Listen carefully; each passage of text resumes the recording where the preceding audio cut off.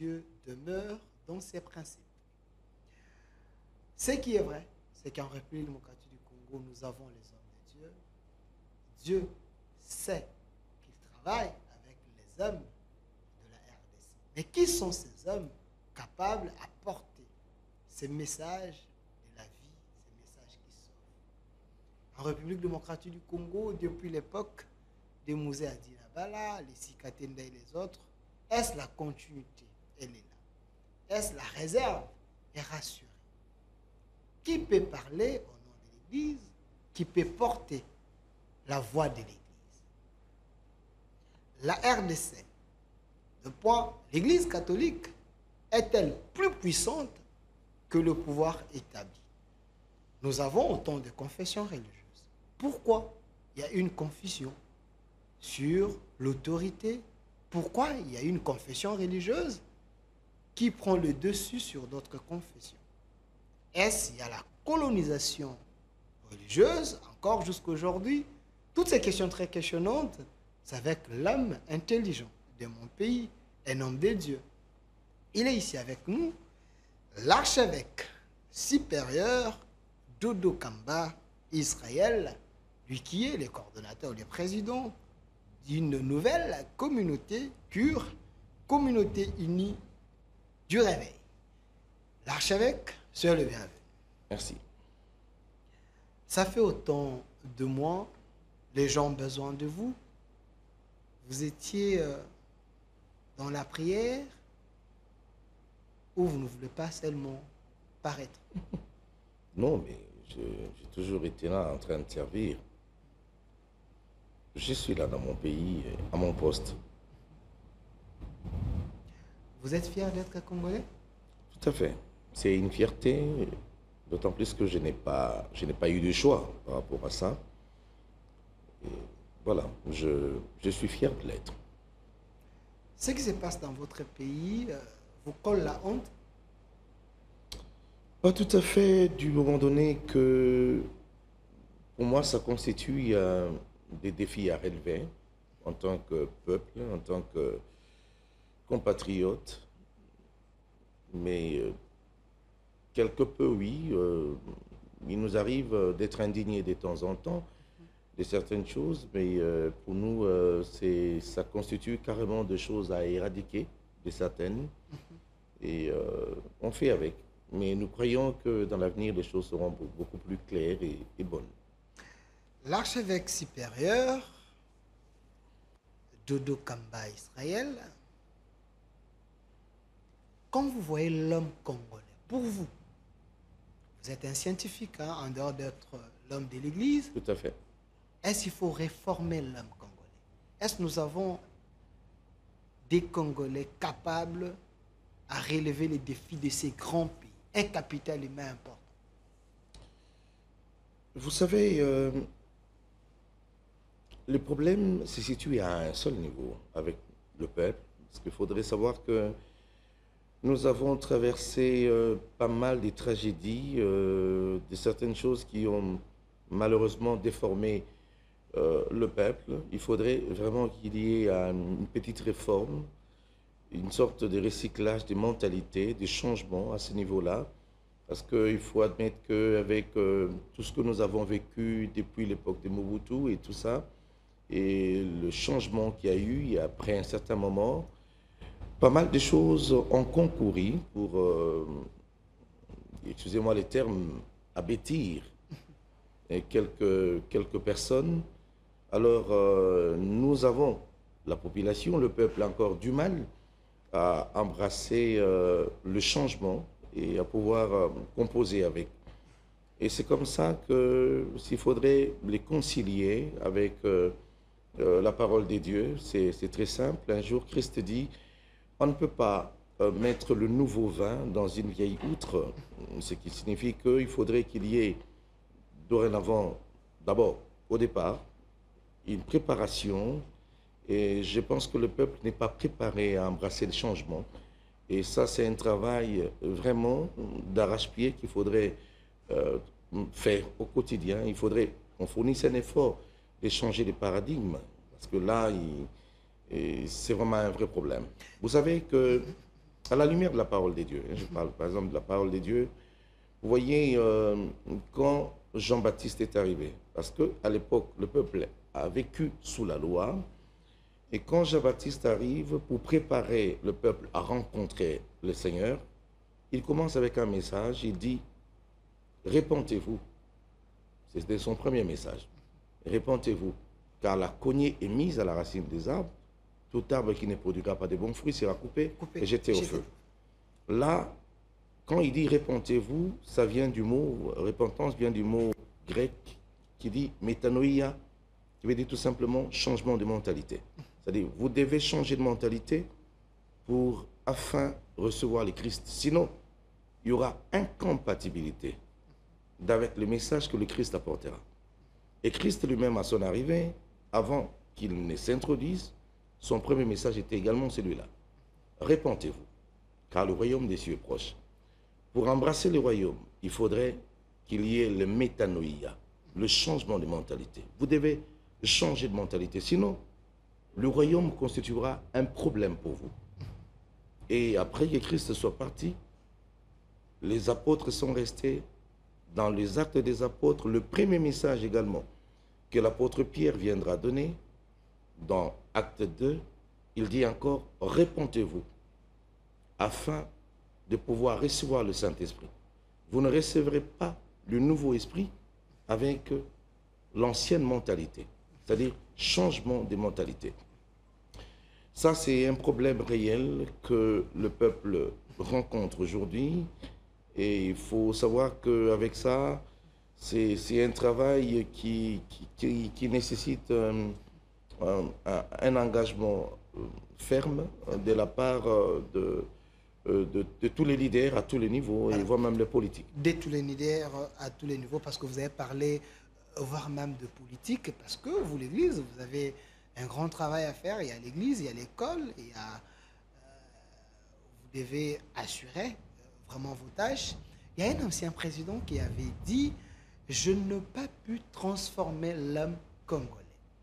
J'ai l'impression, vous aussi, à l'Église, vous avez failli à votre mission de faire quitter, de chasser les vieils hommes pour que la personne devienne une nouvelle créature. Parce que vous dites qu'il faut qu'il y ait un changement. Ces changements doivent être dans tous les compartiments, voulais-je dire. Vous parlez de l'ancien président Joseph Kabila. Ouais. Mais il n'a pas dit ça, il a dit ceci. Il a dit, il y a une chose qui n'a pas réussi. C'est de changer l'homme congolais. Transformer l'homme congolais. Alors, ça, c'est un grand problème. C'est 18 ans après, 20 ans après. Un grand problème. Et je pense que ce dont le peuple a réellement besoin, ce ne sont pas les richesses qu'il y a dans ce pays ou encore des infrastructures ou quoi que ce soit. Le peuple a besoin d'être changé d'abord. Parce que vous pouvez mettre des infrastructures tout à fait nouvelles ou encore vous lui disposez tout le moyen qu'il faudrait ou la richesse qui convient. Mais si, dès lors, disais-je, que sa mentalité n'est pas changée, croyez-moi, il sera le premier à détruire ce qui a été établi, ce qui a été fait. Il marchera dessus. Il détruira lui-même le travail qui est déjà à son portée et pour son bonheur. Donc ça, ça a révélé une faiblesse à un niveau inimaginable. Extrême. C'est-à-dire, ça, c'était un message très, très fort. D'échec. Et ça devait interpeller tous les politiciens et tous les hommes de Dieu. Je parle de tous les leaders à tous les niveaux. Parce que quand je parle de changement de mentalité, je parle de la repentance, ce n'est pas forcément par rapport à la parole de Dieu, c'est par rapport à la vie de l'homme. Savoir aussi s'adapter à un mode de vie pouvant avancer la société, développer son environnement.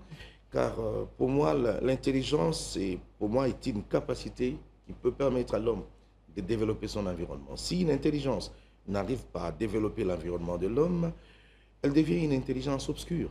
Et je suis désolé. Alors, archevêque Ododo Kamba, j'aime bien être devant l'homme de Dieu parce qu'avec lui, on peut aller dans tous les sens. La parole de Dieu demande aussi l'intelligence. Ce n'est pas pour rien, il faut aussi apprendre.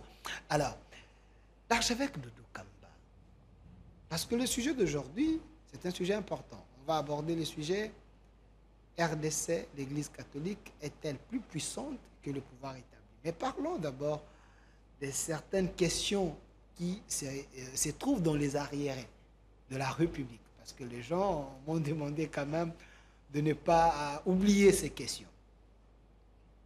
Vous étiez l'évêque général de l'Église du Réveil et les représentants légaux. Aujourd'hui, vous êtes archevêque supérieur, vous avez créé votre communauté. Qu'est-ce que vous regrettez de ne pas pu accomplir en étant évêque général ou les représentants du légat de l'Église du Réveil? Ma vision, je n'ai pas eu à réussir à implanter, à réaliser la vision que j'avais au niveau de l'RC. C'est tout simplement ce que je regrette, de l'avoir manqué.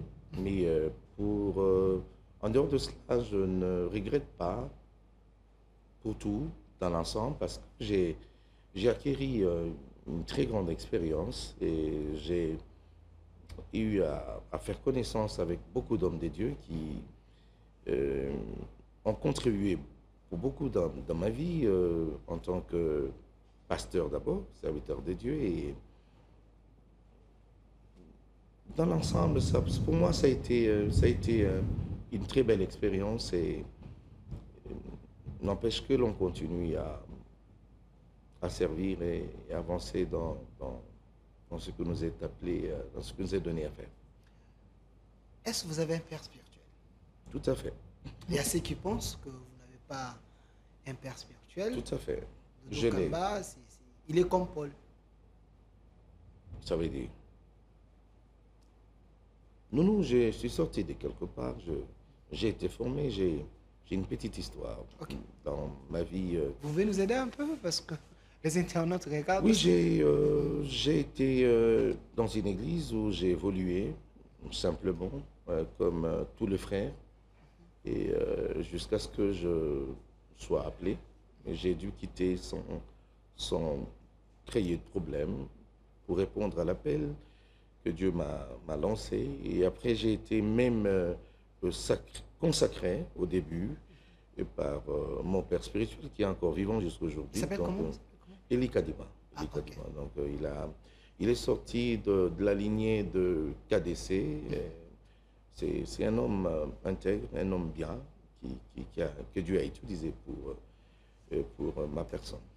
Il y a ceux qui pensent que dans l'Église, en général, de la République démocratique du Congo, si l'Église n'arrive pas à évoluer parce que le cœur de l'homme est mauvais.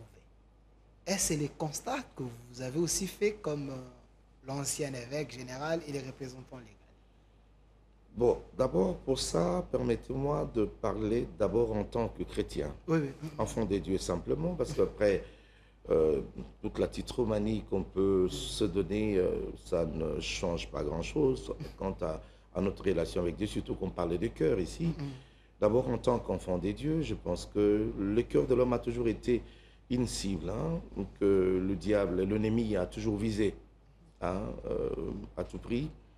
Et c'est là où il nous est demandé de veiller. Et la parole de Dieu dit, garde ton âme plus que toute autre chose. Garde ton cœur plus que toute autre chose, car c'est de lui qui viennent les sources de vie.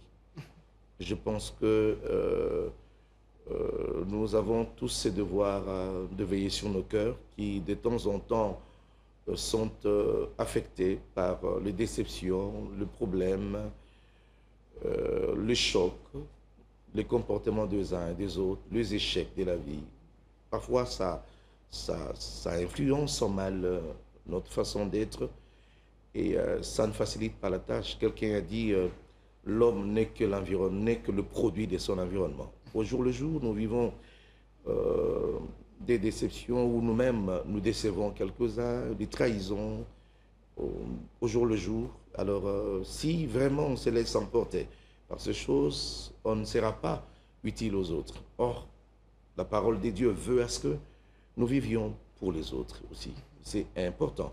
Et surtout quand il faudrait avancer notre société, construire notre nation, avancer les choses, être utile pour son pays, il faudrait apprendre à exister pour les autres. Et pour y parvenir, il faut veiller à ce que son cœur soit en mesure de donner le meilleur de soi-même, que le cœur ne soit pas influencé par le mal. Ce n'est pas seulement question de chrétiens ou de Congolais, c'est un problème des communs des mortels à travers le monde. L'univers est en train de souffrir de ces problèmes.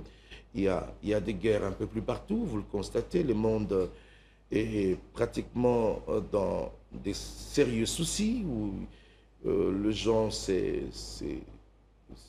des communautés se soulèvent, s'entre-déchirent entre elles, le pays se combattent entre eux, les autorités à travers le monde rentrent dans des conflits du jour au jour le jour, c'est-à-dire ce sont des problèmes réels que nous rencontrons. C'est là où nous trouvons l'importance d'annoncer la parole de Dieu, de montrer ou d'enseigner l'amour dans le cœur de plusieurs personnes. Et je pense que c'est une sémence qu'il faudrait forcément placer dans nos cœurs pour que finalement nous transformions notre terre à un paradis. C'est toujours possible. Avant de passer à autre chose, vous pouvez répondre à cette question ou pas. Est-ce l'évêque Dodo Kamba, le représentant légal de l'Église du Réveil d'antan, était victime de sa vigilance ou de sa naïveté? Nous, je suis passé par la voie que Dieu a voulu pour moi. Je ne suis ni victime, ni victimisé. Pour moi, c'est le destin. Et je ne regrette pas d'avoir assumé ces responsabilités. Et pour moi, tout est pour moi à relativer.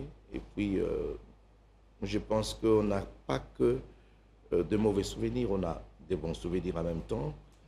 Alors, je vois ça d'un bon œil pour moi. Souffra un peu de répondre à cette dernière question. Je me regarde en face. Est-ce que M. Dodo Kamba est un homme orgueilleux? Vous savez, le mal, c'est que les vrais orgueilleux, ce sont ceux qui ne le savent pas. Ok. J'ai craint fort de parler de quelque chose qui pourra peut-être être contredit dans mon mode opératoire, dans ma façon de vivre. Mais je dirais plutôt que je veille de manière à ce que dans ma vie, que l'orgueil ne puisse pas m'emporter. Sur ces, si je peux avoir des remarques venant de plusieurs personnes comme vous, ça pourra m'aider à ne pas tomber dans l'orgueil. Parce que si je me disais moi-même que je ne suis pas pleinement dedans, peut-être je peux me tromper. Je peux... Vous savez, c'est lorsque le fou saura qu'il est fou, c'est que il ne sera plus fou. Est-ce que Dodo Kamba est sûr de lui-même? Non, je suis sûr de Dieu. Et je fais confiance en Dieu et je fais confiance également en moi-même. Être sûr, c'est trop fort pour moi. Plutôt, je pense que j'ai un rôle à jouer pour le bien-être de ma société, ce qui renforce un peu ma position de confiance envers ma personne et envers le Dieu créateur. Donc les gens confondent votre sûreté et l'orgueil. Je ne sais pas très bien, je ne peux pas être moi-même jugé parti. Les gens qui m'observent, qui me voient vivre, peut-être ont des lectures sur ma personne que je n'ai pas, malheureusement. Si vous le dites, par exemple, si peut-être vous me le dites, ça me permettra soit d'améliorer, soit de continuer dans cet allure. APJ au peuple de JG, laissez vos messages à l'archevêque supérieur. parlons-en avant d'aller à notre sujet du jour. Oui. Qu'est-ce qui vous a poussé de créer une nouvelle communauté? La popularité, les goûts Ça n'a d'être rien à leader? voir. Ça n'a rien à Ou voir. c'était la volonté de Dieu? Dieu vous a dit, Bien dit. il faut... Bien dit. Mais j'ai obéi tout simplement à la voix de Dieu. Vous savez, euh, lorsque on répond à un appel, on se comporte à un esclave. Vous dites, vous dites, vous dites? Lorsqu'on répond à un appel, comme celui-là, l'appel de Dieu, on se comporte à un esclave. Ok. Je suis l'esclave de Dieu. Je ne fais qu'obéir à sa volonté. Ce n'est pas les soifs du pouvoir ou les goûts Oh du non, pouvoir? non, quel pouvoir? Je ne sais pas si vous voyez le pouvoir dedans, mais moi je vois plutôt la responsabilité, le fardeau. Je ne vois pas le pouvoir dedans parce que, en tout cas, il ne faut pas qu'il y ait une confusion. Hein. Servir Dieu est un fardeau, est une responsabilité que, en temps normal, on pourrait même fuir en réalité, mais prendre ça pour le pouvoir, pour quoi que ce soit, je crois que c'est peut-être abusé ou confondre des choses. Cure, Communauté unie des réveils. communauté unie des réveils, il y a la mission et les objectifs. Tout à fait. Qu'est-ce que Dieu vous a dit? De travailler sur l'homme pasteur. Vous savez, le jugement de Dieu pour les serviteurs de Dieu va être très sévère. Nous avons la responsabilité de prêcher par notre exemple. Ok. Par Être des modèles. être des modèles et aussi de jouer notre rôle de lumière sur la terre. Et si l'on commence à un certain moment à éteindre notre flamme, alors non seulement qu'on aura les châtiments pour nous-mêmes, mais nous serons en train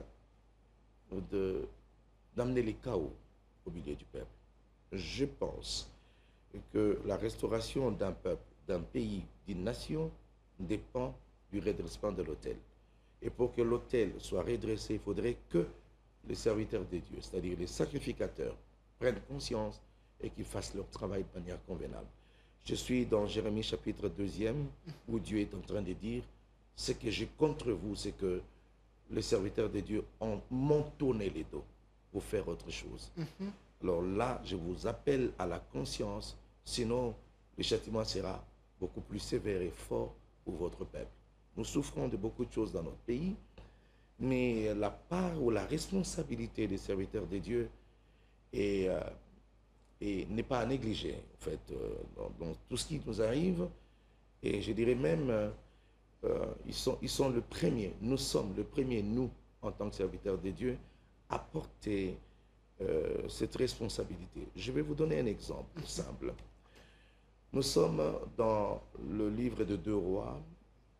Le roi qui vivait à l'époque, était en train de faire le tour. Il arrive quelque part, il trouve 2 femmes en train de se parler, où l'autre était en train de se disputer avec son ami, disant, hier, ça a été question qu'on mange mon fils, et nous l'avons mangé, et aujourd'hui, la dame va cacher son fils à lui, alors on a tous faim, et c'est comme ça que je suis en train de crier sur cette femme, et la dame crie au roi, roi, sauve-moi parce que cette femme a caché son fils, hier on avait mangé mon fils. Alors le roi s'est dit, ah bon, dans mon pays, on en arrive à un niveau où le gens commencent à manger la chair humaine. Il dit, aujourd'hui même, à cause de tout ce qui nous arrive, si la tête du prophète Élisée reste sur ses épaules, que Dieu me traite de toute sa rigueur. Et il va s'en prendre au prophète, simplement, pas parce que le prophète était ministre, premier ministre, ou encore avait une responsabilité politique, économique, sociale ou quoi que ce soit, mais tout simplement parce qu'il s'est dit, cet homme a la responsabilité d'implorer son Dieu, au fait d'influencer ma société pour que les choses, influencer le pays, pour que les choses avancent. Aussi longtemps qu'il ne joue pas son rôle, nous serons en train de sombrer jusqu'à arriver au chaos. Et là, quand il tourne le regard vers l'homme de Dieu, c'est alors que l'homme de Dieu prendra conscience, il va s'élever, il va prophétiser, il va s'engager par rapport à son travail et son appel. La situation s'est arrangé, s'est amélioré tout de suite après. Ici, nous savons qu'avec tous les efforts que fournissent le chef de l'État, le gouvernement et le reste, les hommes de Dieu ont leur part de responsabilités qui, malheureusement, aujourd'hui, au lieu de nous concentrer sur cette responsabilité spirituelle, cette responsabilité de porter le fardeau de la nation sur le plan spirituel et travailler également et pour orienter le peuple, et bien parfois nous préoccupons pour des choses éphémères qui... Vous êtes dans les futilités. Malheureusement, bon, je ne voudrais pas employer des termes qui choquent pour ne pas toucher des sensibilités, mais je pense qu'on est un tout petit peu distrait. Nous avons besoin d'une vague qui souffle là pour que les hommes spirituels fassent leur travail, qu'ils brillent.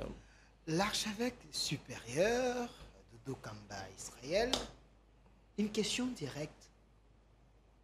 Vous ne craignez pas aujourd'hui que les nouveaux vents de jeunes prophètes et pasteurs vous remplacent? Parce que vous, les aînés, il semble que vous avez failli à votre mission. Vous n'avez pas montré la direction à ceux qui sont en train de devenir, de suivre vous-même les têtes. Vous êtes dans des futilités, dans la distraction. C'est vrai qu'il y a notre responsabilité dans cette situation sombre de notre pays, surtout sur le plan spirituel, mais dire qu'on a peur d'une génération quelconque, non, non, je pense qu'il n'y aura pas de conflit des générations, du moment donné que chacun sera en train de remplir son rôle et de jouer sa responsabilité d'ailleurs. Mais la ligne à suivre, vous n'avez pas tracé la ligne. C'est vrai que le message clé, donc c'est comme si un flou. Tout le monde t'attend, tout le monde. Ne vous en faites pas. Le travail est en train de se faire à tous les niveaux et croyez-moi que il y a des ateliers, des travaux, des activités, des conventions qui nous permettent de redorer l'image de cette église qui a été longtemps ternie. Je pense que nous sommes en train de travailler là-dessus et Dieu est au contrôle pour pouvoir nous faciliter les choses. Et je crois qu'il est encore grand temps de pouvoir prendre les choses à bras le corps et les choses ne vont pas nous échapper. C'est question juste d'améliorer, de changer un tout petit peu des narratifs. Et je pense que nous atteindrons notre objectif, nos objectifs. Quand vous étiez évêque général, j'ai appris que vous amenez des pasteurs en prière, dans des jeunes et autres, dont il y avait la vie des prières dans l'église. Mais une question de curiosité, qui était votre modèle 20 ans avant? Il faut d'abord admettre... Est-ce que vous avez des repères?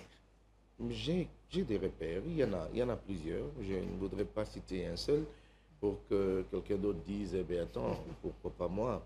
Mais il y a des modèles, il y a des repères. Mais malheureusement, vous savez, il y a de ces repères, de ces modèles qui ne s'affichent pas trop, qui ne sont pas parfois, qui ne sont pas très réseaux sociaux, mais qui font le travail de fond. Croyez-moi qu'il y a des hommes de Dieu intègres, il y a des hommes de Dieu dans ce pays qui font le travail avec beaucoup de profondeur et de conscience en même temps. Alors, parlons de notre thématique d'aujourd'hui. RDC, 2 points. L'Église catholique est-elle plus puissante que le pouvoir établi? Vous êtes un scientifique. Est-ce cette Église a plus de pouvoir que le pouvoir établi d'un pays? Parlons du cas de la République démocratique du Congo.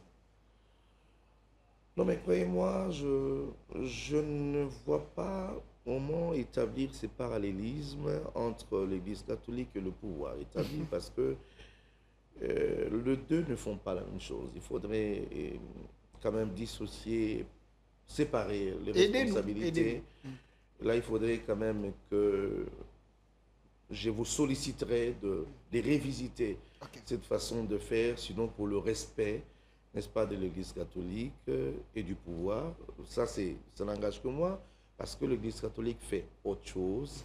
Elle a sa mission en tant qu'Église et le pouvoir a sa responsabilité en tant que garant de bon fonctionnement des choses, en commençant par la première institution qui est le chef de l'État. Ça veut dire que ce sont deux choses différentes. Je ne vois pas pourquoi on va le comparer. Ici, je dirais que on ne sait pas comparer l'Église avec le pouvoir en place, d'autant plus que ceux qui sont au pouvoir sont membres de l'Église et ceux qui sont à l'Église sont gouvernés par le pouvoir. Alors, je ne vois pas là où ils vont se rencontrer pour certains. Ça risque ça frise de l'imbroglio. L'archevêque supérieur de Dokamba, vous êtes sans ignorer que l'Église catholique a un pape président, qui a un statut d'un président. Tout à fait. Il semble que les cardinaux ou cardinals, ils ont également les titres des ministres. Ambassadeurs. Ambassadeurs. Donc, dans le droit canon, ils peuvent faire de la politique. La politique est tout à fait passive. Ce n'est pas une politique active, elle est passive. Elle s'applique avec des conditions, avec le tact qui tiennent compte de règles bibliques. Okay. Alors, elle est un peu différente d'avec la politique qu'applique, par exemple, le parti politique ou d'autres politiques clairement connus. Donc, c'est tout à fait différent. Et à cela vient quand même à une interpellation pour dire, lorsque les rôles sont confondus ou confus, c'est là où ça pose problème. Par exemple, l'Église peut rester sans problème, mais quelques animateurs, quelques responsables de l'Église, peut-être dévier la mission, ça peut arriver.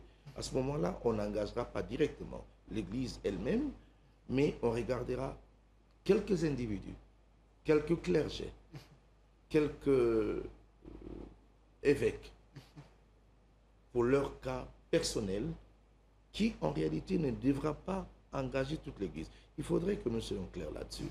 Et je ne voudrais pas que de temps en temps l'on confonde la déclaration d'un évêque catholique ou du cardinal ou d'un responsable, un responsable d'une autorité politique, d'une autorité ecclésiastique, de l'Église catholique, n'engage toujours pas forcément toute l'Église catholique elle-même.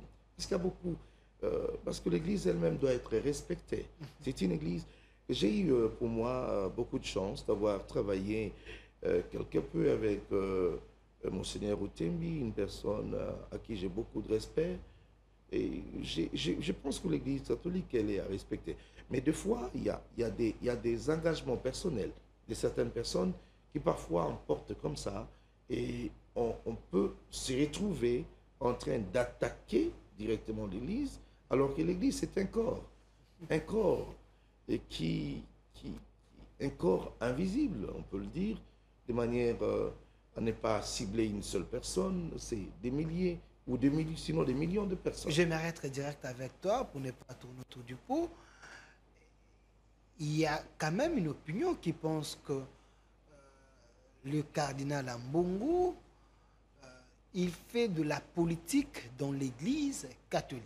Parce que quand il y prêche, il prend la parole comme un politicien, il parle, il s'adresse au gouvernement, il s'attaque au gouvernement, il fait des reproches. Et cette manière de faire, vous êtes l'archevêque supérieur, pensez-vous qu'il quitte sa mission? Je ne sais pas très bien parce que là, excusez-moi, je ne serai pas en train d'intervenir comme étant l'apôtre ou l'envoyé de l'Église catholique parce que je ne connais pas très bien définir la mission du cardinal ou des autres évêques catholiques.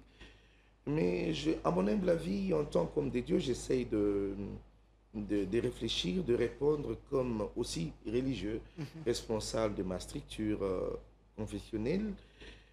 Je pense qu'il faut qu'il y ait une différence. Parfois, il y a certains propos, de certains discours, de certaines analyses qui n'engagent que parfois le clergé lui-même ou le cardinal lui-même. Mais il est fait devant la chair. Comment dissocier? Je vais en venir. Je vais en venir. Okay. C'est là où vous verrez. Parce que des fois, on se trompe. Hein. vous pouvez être devant la population, devant les membres de l'Église. Est-ce que vous pensez que tout ce que vous dites arrange ces gens qui sont là? C'est ça aussi le problème. Vous le dites parce qu'on ne donne pas le même micro aux gens pour qu'ils réagissent par rapport à ce que nous disons. C'est un sens cynique. À sens cynique. Mais parfois, il y a de ces propos qui n'arrangent pas d'autres personnes qui sont à l'église. À ce moment-là, on ne peut pas dire que c'est une voix qu'on dote à l'église parce que le clergé ou le cardinal a dit que ceci, cela. Je pense qu'en tant que citoyen, nous sommes dans un pays démocratique, il peut faire quelques analyses et encore, il faudrait que l'on puisse éclairer des choses là-dessus. Pour nous, qui marchons à la lumière de la parole de Dieu, il y a de ces choses que nous ne pouvons jamais nous permettre. Je vous donne un exemple. Ok. Le pays et le pouvoir, je parle de l'État, l'État a toujours une responsabilité qui est supérieure à tout le monde, même supérieure aux hommes de Dieu. Parce que nous tous, nous sommes dépendants de la politique appliquée pour nous gouverner. Et nous avons intérêt à contribuer pour que le travail soit bien fait. Quand vous parlez de vous tous, vous ne faites pas l'exception de grandes Tous les hommes de églises. Dieu. Et j'ai toujours voulu à ce qu'on rectifie un peu ces choses, qu'on parle des grandes églises. Ce sont les églises. Non, toutes les confessions sont vous avez l'ECC, vous avez l'Église catholique, et c'est des grandes églises qui datent de plusieurs années. Ah, okay. Ils ont les écoles, en termes de messages, en termes de notoriété, en termes, vous ne pouvez pas vous comparer avec eux. Quand même, l'archevêque de Je n'ai pas besoin de nous comparer, mais ça n'engage que moi. Je n'apprécie pas trop le discours de dire grand. C'est une autre chose, c'est une autre paire de manches. Peut-être ça engagera une autre discussion un autre jour, mais aujourd'hui, je ne voudrais pas m'attarder là-dessus. Si la grandeur sera fonction des nombres des années qu'on a fait ou encore des infrastructures qu'on aura, et ça devient autre chose. Moi, j'ai une autre définition de la grandeur par rapport à la mission évangélique ou à la mission prophétique, la mission ecclésiastique dans son ensemble. Mais pour l'instant, je dirais, en plus, il faudrait que lorsqu'on se présente en tant que serviteur de Dieu, on doit savoir qu'on est régi par une constitution qu'on appelle la Bible, la parole de Dieu. Okay. Et lorsqu'on tient un discours, on doit tenir compte de ce qui est écrit dans cette parole de Dieu. Je vous donne un exemple.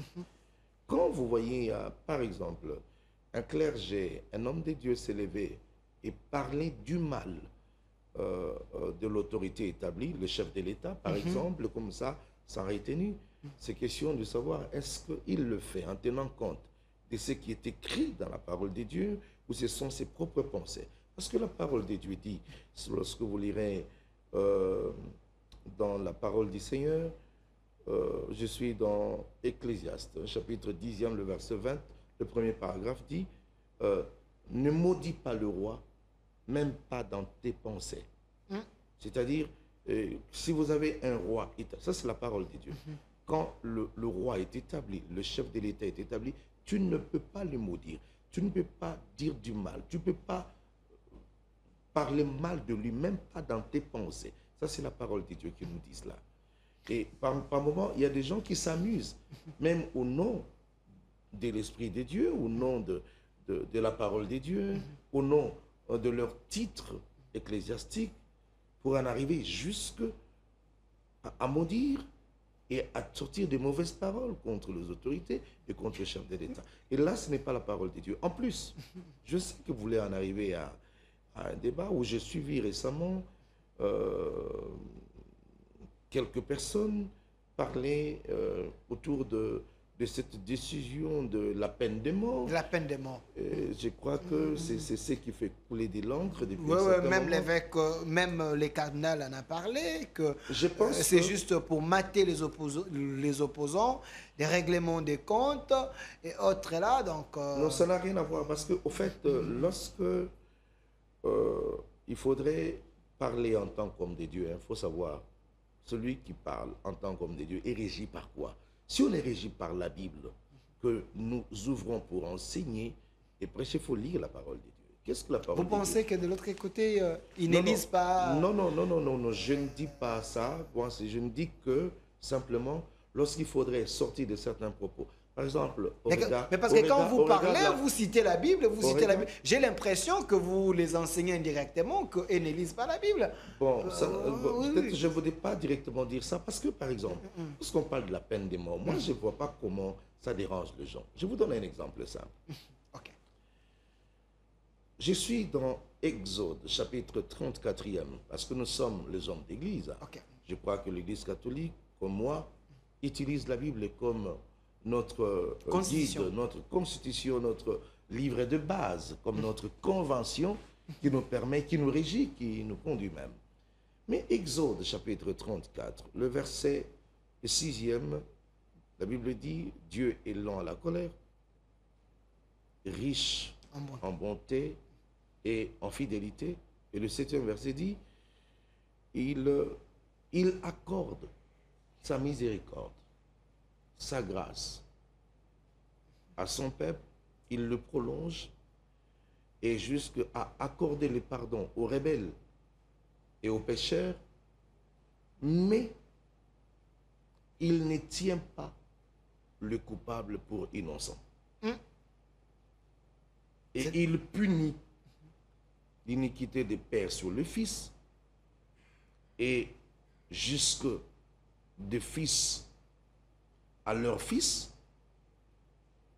des fils et sur le fils, sur les enfants de leurs enfants, jusqu'à la 3e et à la 4e génération. Est-ce que ce verset existe réellement? Non, mais je te le donne. Mais j'ai l'impression que les gens n'élisent pas clairement la Bible. Exode 34. Vérifiez à la maison, vérifiez. Si tous les catholiques vérifiez. Exode 34, le verset 6e, le verset 7e. Et surtout au verset 7e, il dit, il accorde sa miséricorde. C'est-à-dire, il pardonne les rebelles, les pécheurs et ceux qui font le mal. Mais, le mais change. Le mais suit juste après le pardon. Okay. Aux rebelles. Il dit, mais il ne tient pas le coupable pour innocent. C'est-à-dire, celui qui fait le mal, même s'il pardonne, il doit quand même le sanctionner. Okay. Et il punit l'iniquité des pères sur le fils, sur les enfants, et même sur les enfants de leurs enfants, jusqu'à la 3e et la 4e génération. Et si vous lisez dans la Nouvelle Alliance, Romains chapitre 6e, le verset 23, la Bible dit, le salaire du péché, c'est la mort. C'est la mort. Ça, c'est Dieu lui-même. Donc, dans la Bible, il y a la peine de mort. Et c'est la peine de mort. Le salaire du péché, c'est la mort. Romains chapitre 6, verset 23. Le salaire du péché, c'est la mort. Apparemment, c'est comme si j'avais les écailles, ça vient de tomber. Voilà. Oui. C'est-à-dire, maintenant, par ricochet, reliez les deux versets. Prenez Exode 34 et prenez Romains 6. Disons Exode 34, 7. Romains 6, 23, mettez-les ensemble. Analysez. Faites un débat dessus. Vous trouverez que Dieu est rigoureux en matière de châtiment. Il ne laisse pas impuni. D'ailleurs, dans le livre de Naoum, il dit, il ne laisse pas impuni. Il poursuit le méchant jusque dans les lieux ténébreux. Ça, c'est Dieu. Ça, c'est Dieu. Le même Dieu, saint, là en colère, c'est Dieu là. Je vais vous donner un exemple. Ça, c'est la face B de Dieu ou face... C'est la face, parfois, méconnue de Dieu. Okay. Je vous donne un exemple. Vous savez que David, la Bible dit, c'est l'homme. Selon les cœurs de Dieu. Il prend la femme de l'un de ses serviteurs. Dieu dit, parce que tu as fait cela, je vais tuer cet enfant qui vient de naître. Et Dieu l'a tué. Mais Dieu est miséricordieux. Non. C'est-à-dire, il ne tient pas le coupable pour innocent. C'est celui-là. Dieu peut tuer. Mais il tue. Je vais vous donner un autre exemple. Posez la question aux gens qui sont à la maison. Ok. comment Aaron est-il mort? Et comment Moïse est-il mort? Moïse, parlons d'Aaron d'abord. Dieu dit à Moïse, dit à Aaron, amène Aaron à la montagne, je vais le tuer. Et qu'il vienne avec son fils Éléazar. Il monte là, la Bible dit Dieu le tua. Et Moïse prit les habits d'Aaron, il va faire porter à Éléazar. Et Moïse lui-même, quand Dieu a dit, tu as désobéi à ma voix, je vais te tuer, tu n'entreras pas. La Bible dit, Dieu ramena Moïse à la montagne et il le tua, l'enterra. La Bible? Ouais.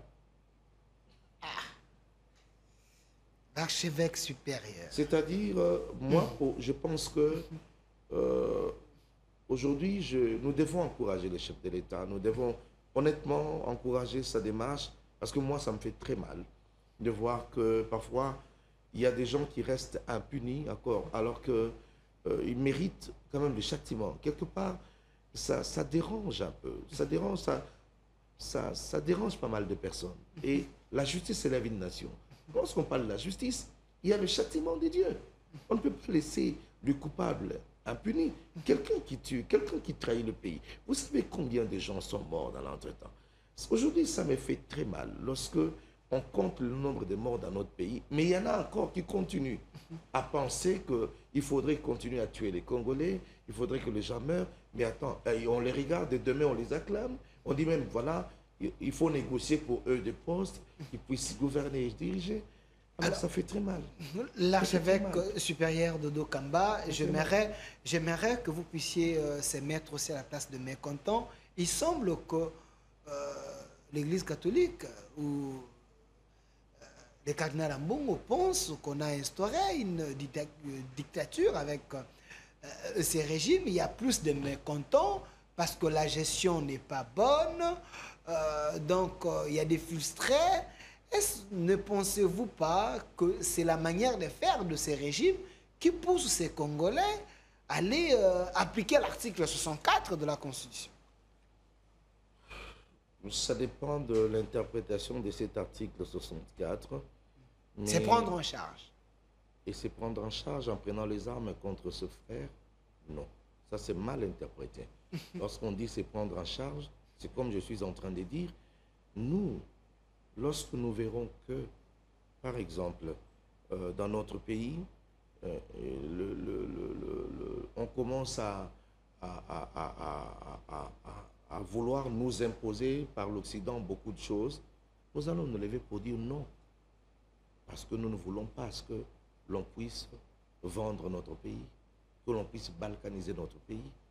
Derrière le discours de notre leader du pays, le chef de l'État, nous allons dire oui, nous pouvons nous prendre en charge pour dire non à ceux qui veulent balkaniser notre pays.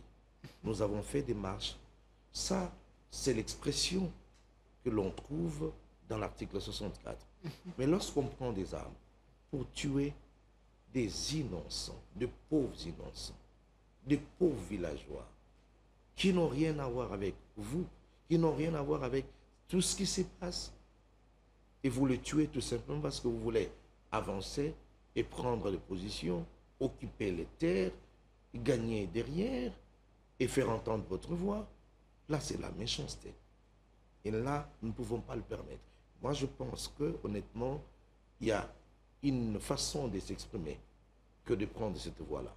En dehors de cela, entre nous soit dit, bien-aimés,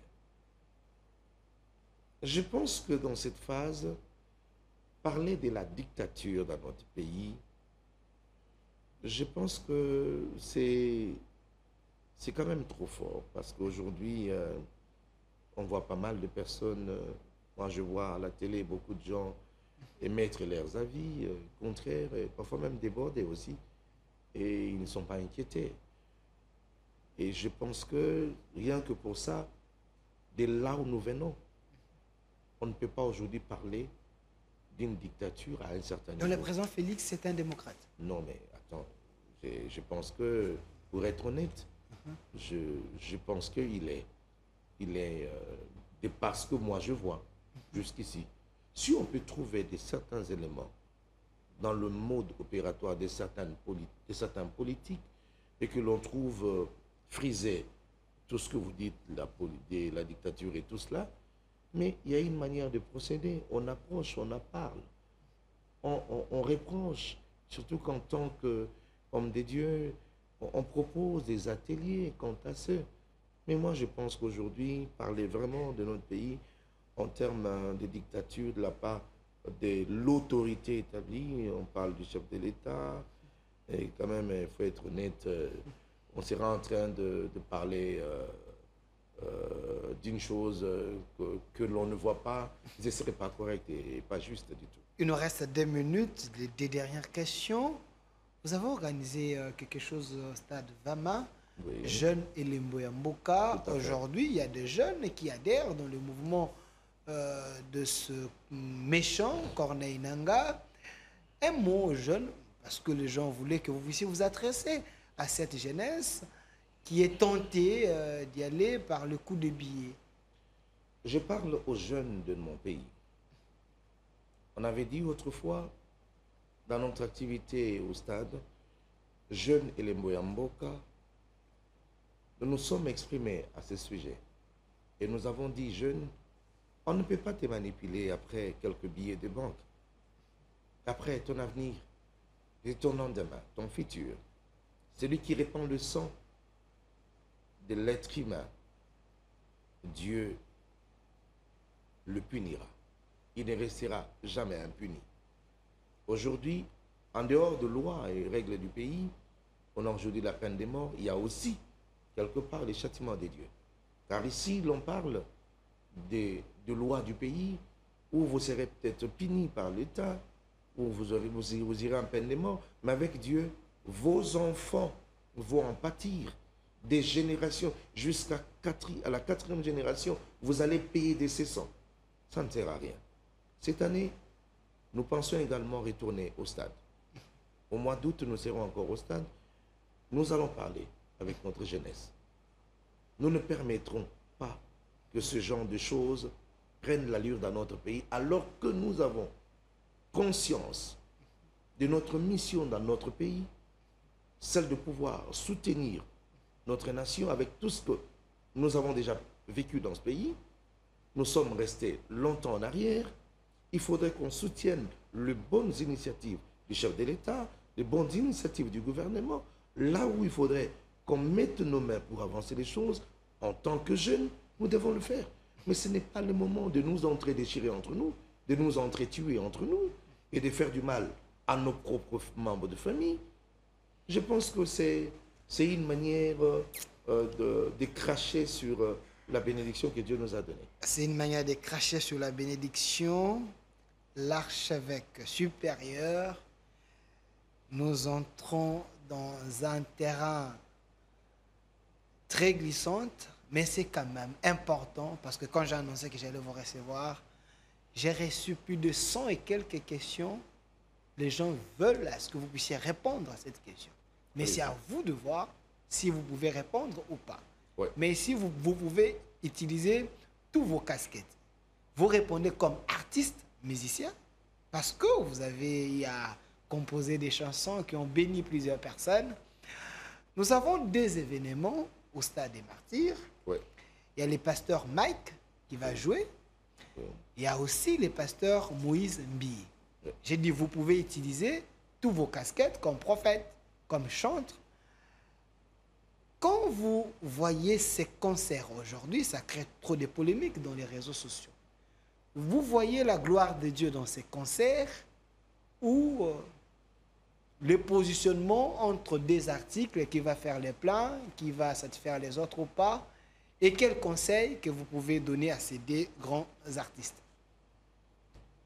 Je dirais pour ces deux grands artistes que j'apprécie personnellement, tous, heureusement, sont des pasteurs comme moi. Je leur dirais, parfois il faut savoir faire la lecture de temps, des époques. Tout ce qui s'est fait maintenant, c'est tellement phénoménal que moi je trouve qu'il faudrait qu'ils le prennent de bon côté. C'est tout à fait normal. Parfois, Dieu peut permettre à ce que vous soyez d'abord sujet de beaucoup de tumultes et ça permet à ce que les gens entendent parler de vous. Ça peut attirer aussi la curiosité de plusieurs personnes, de venir découvrir ce que vous êtes. Et je pense qu'il faut prendre ça des bons côtés. Tout compte fait, il faudrait admettre que les deux sont des frères. Nous partageons la même foi. Ils ne seront en aucun jour ennemis. En aucun jour ennemis. Je pense que tous jouent un rôle important. Ils ne font pas la même chose. Ils chantent, chacun a son talent et son don. Et ça, parfois, cette petite concurrence, pour moi, ça fait partie du jeu. Il faut prendre ça de bon côté. Il faut savoir que ça permet, Pasteur Moïse, de parfaire encore. Maintenant, comme on dit ça, je dois sortir encore d'autres choses pour qu'on sente que je suis là. Et de l'autre côté, le pasteur Mike dira, bon, maintenant, comme il va sortir comme ça, moi aussi, j'irai dans d'autres stratégies. En fait, pour moi, ça fait partie du jeu. Ce sont des bonnes personnes et je suis très curieux. Et si ça peut être possible, je vais être dans tous les deux concerts. Je serai de l'autre côté, j'irai de l'autre. Et pour moi, c'est pour la gloire de Dieu. On avance. Et pour moi, il ne faudrait pas que... Il n'y a pas de fatalité de toute façon. Des petites concurrences, il ne manque jamais. Ne vous en faites pas. Je peux prêcher les mêmes jours. Vous savez que mon épouse est pasteur aussi. Donc, elle peut prêcher. Moi, je viens, je prêche. Il y aura des gens qui diront... Moi, vous savez, quand maman prêchait là, je sentais qu'elle a quelque chose d'autre. Après, je dirais quoi? Quelqu'un d'autre dira non. Mais quand c'est l'archevêque qui parle, vous sentez que il ajoute un peu plus par rapport à la maman. Ça fait partie des jeux. Et après, on dira, ben, de toute façon, chacun a son talent. La grâce est particulière. Et elle est particulière. Il y a une diversité des dons. Et pour moi, je leur dis à eux tous, ce sont des talents à exploiter. Avancer, je demande aux enfants de Dieu de les soutenir. Si quelqu'un pense qu'avec la musique de Frère Mike, il est mieux, il se sent mieux, ok. Quelqu'un d'autre dira, avec Pasteur Moïse, je trouve que je me sens mieux. Pour moi, allez là où vous vous sentez être édifié et vous trouvez votre style, ça avance la musique chrétienne. Merci. Voilà. Merci l'archevêque supérieur Dodo Kamba Israël d'avoir béni l'Église et le monde. Merci. C'est en train de nous suivre. Merci à vous et merci également à l'équipe qui m'a accompagné. C'était votre émission. On va encore les chercher. L'homme qui ne parle pas beaucoup, mais quand il parle, c'est pour orienter la nation. La thématique d'aujourd'hui, c'était RDC, l'Église catholique est-elle plus puissante que les pouvoirs établis? J'ai posé des questions très questionnantes. L'homme a répondu. Un grand merci. Derrière la caméra, M. Yannick qui était là. Côté réalisation, M. Fissé Fili et M. Landry Foucault. Suivez la rediffusion de cette émission.